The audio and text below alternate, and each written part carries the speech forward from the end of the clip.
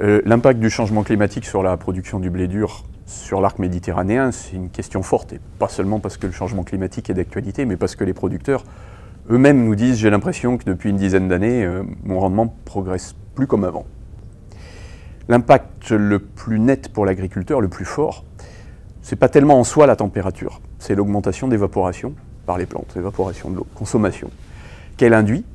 Et dans une région où déjà les quantités d'eau disponibles sont insuffisantes pour faire le maximum de rendement, entraîne de fait une baisse de potentiel de rendement qu'on a estimé sur ces 20 dernières années à environ 15% pour des sols de profondeur moyenne. Qu'est-ce que peut faire un agriculteur? La première logique, c'est l'irrigation. L'essentiel serait donc d'abord de construire une possibilité d'arroser de façon irrigation de sauvegarde. Il n'est pas question d'aller chercher les 100 quintaux, mais de sauver les quelques quintaux que nous perdons régulièrement avec des irrigations bien placées, peu nombreuses, au printemps.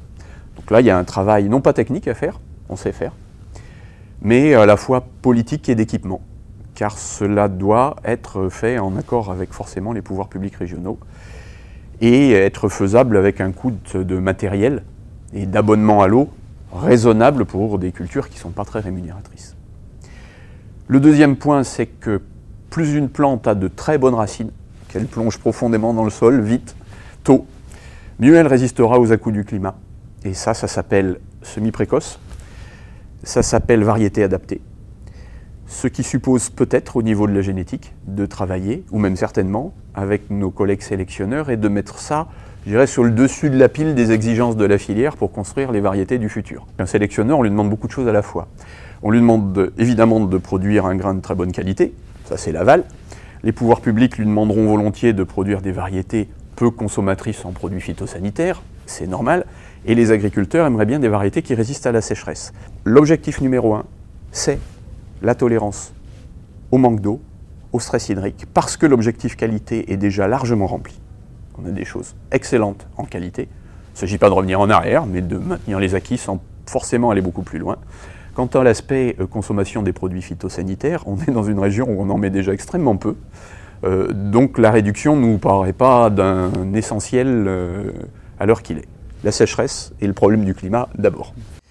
Et puis la troisième chose, comme on n'échappera pas à la variabilité du climat, c'est comme ça et c'est constitutif, et puis c'est le métier d'agriculteur aussi, de toute façon. Ce que nous avons à faire, c'est accompagner les agriculteurs face à cette variabilité.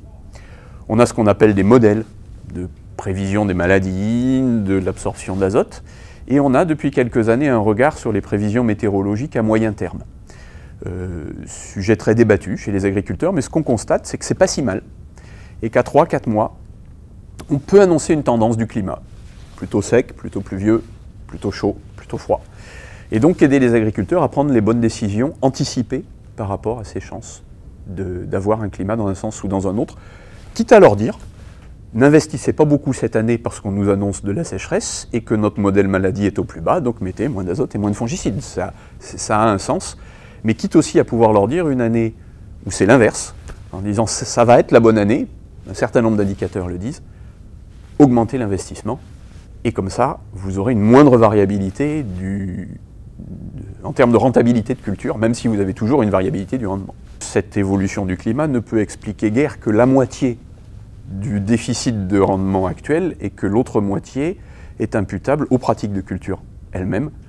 La PAC a malheureusement poussé les agriculteurs à faire beaucoup de monoculture, et on sait que c'est très pénalisant sur le rendement, et les prix médiocres de ces dernières années les ont poussés à réduire en intrants, mettre moins d'azote, mettre moins de produits phytosanitaires, et cet ensemble-là explique aussi une part de baisse de rendement qui, elle, est facile à reconquérir par des aspects techniques.